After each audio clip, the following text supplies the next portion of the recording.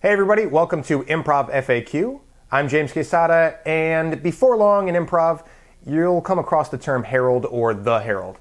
And unfortunately, like many things in the improv world, herald is a very nebulous thing to talk about and define. So in this video, what I'd like to do is give you some simple, essential info on the herald, and depending on who you are or where you are, this video might be all you need.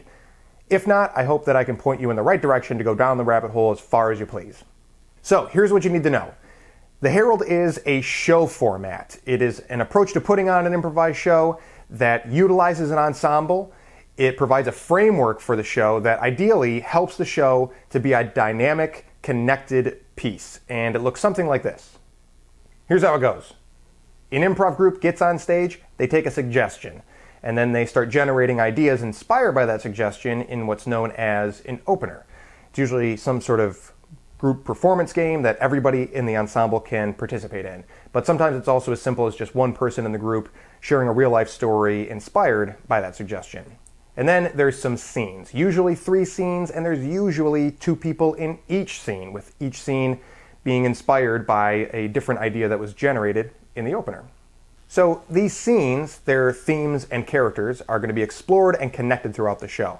And if you think about the herald like a 3-act show, the first act is going to establish ideas from the ensemble, the second act is going to affirm and explore those ideas, and the third act is going to conclude and connect those ideas. Establish, explore, and connect. In between each act there are group games, which can look a lot like the opener, but instead of generating new ideas, the games are there to break up the acts, reconnect the ensemble, and otherwise just keep the fun and the fervor of the show alive. So what's a group game? Well, basically, it is something other than a scene that the entire ensemble can participate in.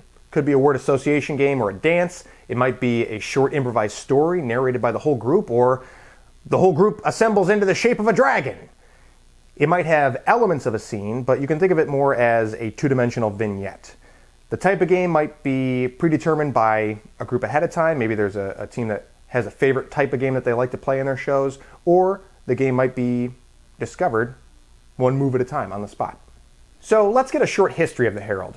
It's the 80s. Here's a guy named Del Close, and for decades he's been developing the herald, a way of improvising that could be treated as a show, as the product itself, and not just the process for developing a written show.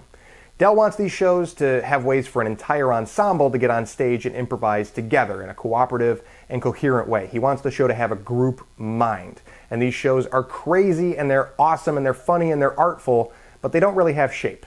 Here's a gal named Sharna Halpern. She's been teaching and directing in Chicago, and eventually she becomes the producer of a theater company called the Improv Olympic, which will eventually just be called the I.O.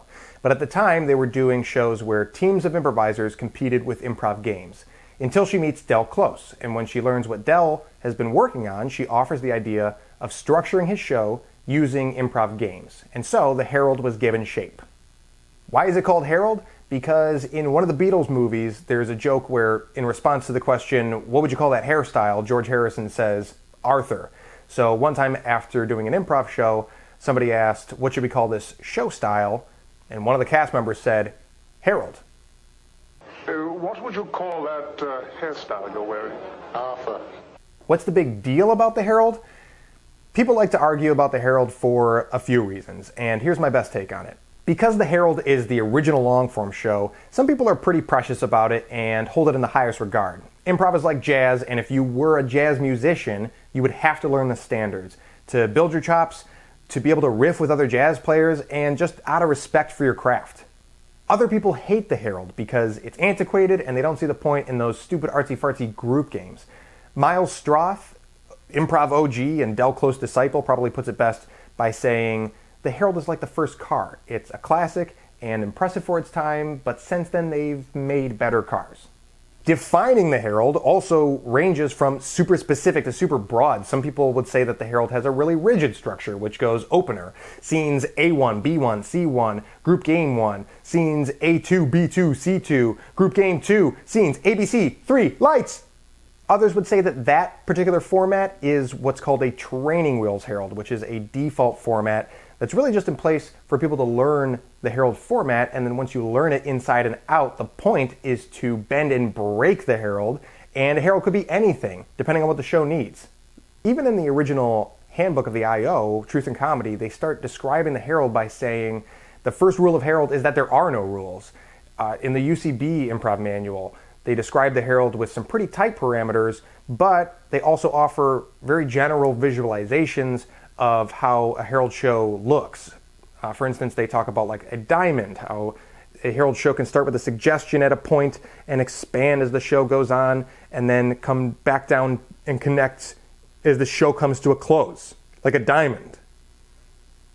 There are still other communities that use the word herald interchangeably with long form. And some people would argue that if the goal of the herald is to have ideas generated by an ensemble that are explored in scene work and eventually connect by the end of the show, then pretty much any successful improv show could be deemed a herald.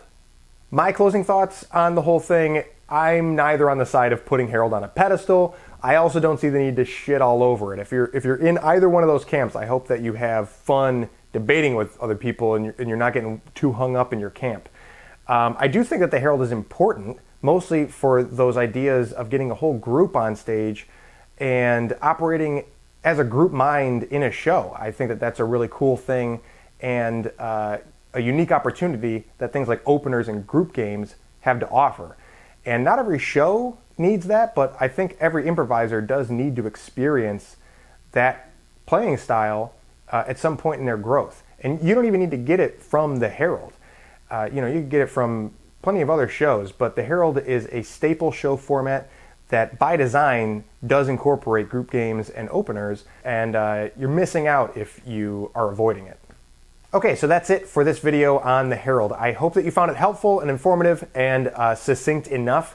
If not, and you're still looking for more, there are some resources below for you to dig deeper into it and really go down the rabbit hole of the herald's history and its mystique.